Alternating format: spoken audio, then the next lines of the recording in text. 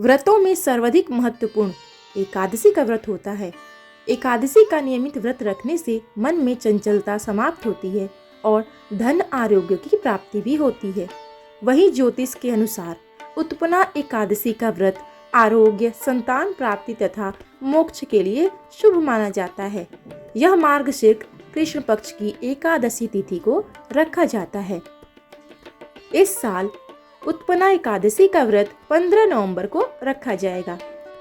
एकादशी के दिन भगवान विष्णु की पूजा अर्चना की जाती है। साथ में एकादशी व्रत से जुड़ी कथा को हमें जरूर सुननी चाहिए। तो आइए एकादशी की कथा को हम शुरू करते हैं।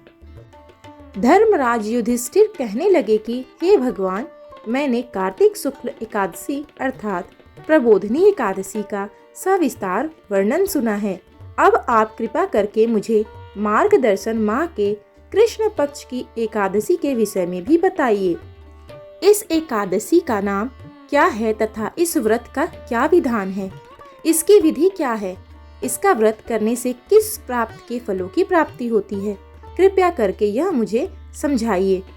भगवान श्री कृष्ण बोले, मार्गशीर्ष माह के कृष्ण पक्ष में आने वाली इस एकादशी को उत्पन्ना एकादशी भी कहा जाता है। यह व्रत शंखोद्वार तीर्थ में स्नान करके भगवान के दर्शन करने से जो फल प्राप्त होता है उसके बराबर पुण्य मिलता है। व्रत करने वाले भक्त को चोर, पाखंडी, निंदक, मिथ्याभाषी तथा किसी भी प्रकार के पापी से बात नहीं करनी चाहिए। इसका महत्व है, मैं तुमसे कहता हूँ, ध्यान पूर्वक सुनो। उत्पन्ना एकादशी व्रत कथा कुछ इस प्रकार से है। युधिष्ठिर कहने लगे कि हे भगवान, आपने हजारों यज्ञ और लाखों गोदानों को भी एकादशी व्रत के बराबर नहीं बताया है। सो यह तिथि सभी तिथियों में उत्तम कैसे हुई, यह मुझे बताइए।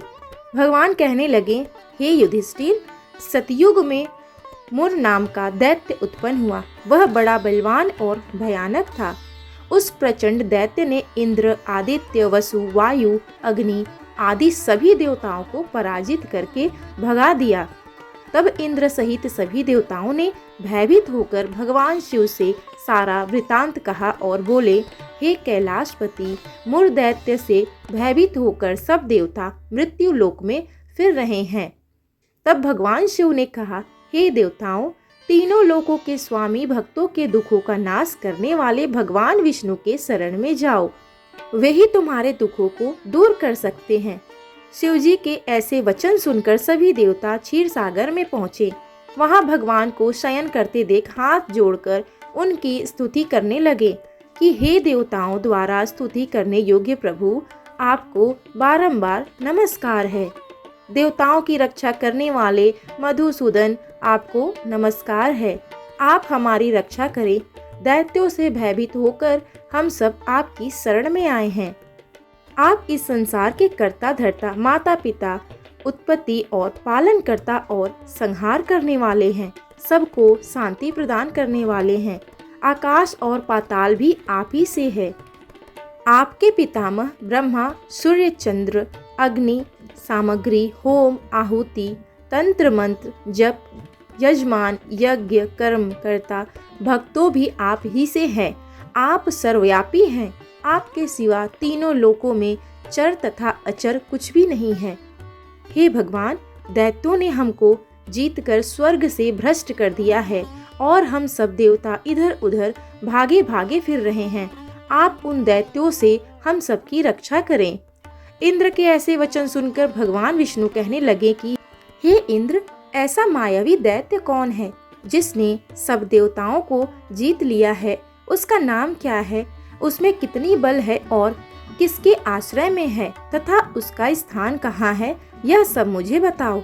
भगवान के ऐसे वचन सुनकर इंद्र बोले, भगवान, प्राचीन समय में एक नाड़ीजंग नामक राक्षस था। उसके महाप्रक्रमी और लोक विख्याता मुर नाम का एक पुत्र हुआ। उसकी चंद्रावती नाम की नगरी है। उसी ने सब देवताओं को स्वर्ग से निकालकर वहां अपना अधिकार जमा लिया है। उसने इंद्र, अग्नि, वरुण, यम, वायु, ईश, चंद्रमा, नैत्रिग्य आदि सबके स्थान पर अधिकार कर लिया है। सूर्य बनकर स्वयं ही प्रकाश करता है, स्वयं ही मेघ बन बैठा है और सबसे अजेय है। हे असुर निकंदन, उस दुष्ट को मारकर देवताओं को अजेय बनाइए। यह वचन सुनकर भगवान ने कहा, हे देवताओं, मैं शीघ्र ही उसका संहार करूंगा, तुम चंद्रावती नगरी जाओ। इस प्रकार कहकर भगवान सहित सभी देवताओं ने चंद्रावती नगरी की ओर प्रस्थान किया। उस समय जब दैत्य मुर सेना सहित युद्ध भूमि में गरज रहा था, उसकी भयानक गर्जना सुनकर सभी देवता भय के मारे चारों दिशाओं में भागने लगे। जब स्वयं भगवान रणभूमि में आए तो दैत्य उन पर भी अस्त्र शस्त्र आयुक्त लेकर दौड़े। भगवान ने उन्हें सर्प के समान अपने बाणों से विघ्न डाला। बहुत से दैत्य मारे गए, केवल मुर बचा रहा। वह अविचल भाव से भगवान के साथ युद्ध करता रहा। भगवान जो भी तीक्ष्ण बाण चलाते थे वह उसके लिए पुष्प सिद्ध होता था। उसका शरीर छिन्न भिन्न हो गया, किंतु वह लगातार युद्ध करता रहा। दोनों के बीच मल युद्ध भी हुआ। 10,000 वर्ष तक उनका युद्ध चलता रहा, किंतु मुर नहीं हारा। थककर भगवान विष्णु बद्री का आश्रम चले गए। वहाँ हेमवती नामक सुंदर गुफा थी। उसमें विश्राम करने के लिए भगवान उसके अंदर प्रवेश कर गए। यह गुफा 12 योजन लंबी थी और उसका एक ही द्वार था। विष्णु भगवान वहाँ योग निद्रा की गोद में सो गए। मुर भी पीछे पीछे आ गया और भगवान को सोया देखकर मारने को उद्यत हुआ। तभी भगवान के शरीर से उज्ज्वल कांतिमय रूप वाली देवी प्रकट हुई। देवी ने राक्षस मुर को ललकारा, युद्ध किया और उसे तत्काल मौत के घाट उतार दिया। श्री हरि जब योग निद्रा की गोद में से उठे तो सब बातों को जानकर उस देवी से कहा कि आपका जन्म एकादशी के दिन हुआ है, अतः आप उत्पन्ना एकादशी के नाम से पूजनीय होंगी। आपके भक्त वही होंगे जो मेरे भक्त होंगे। जय श्री हरि।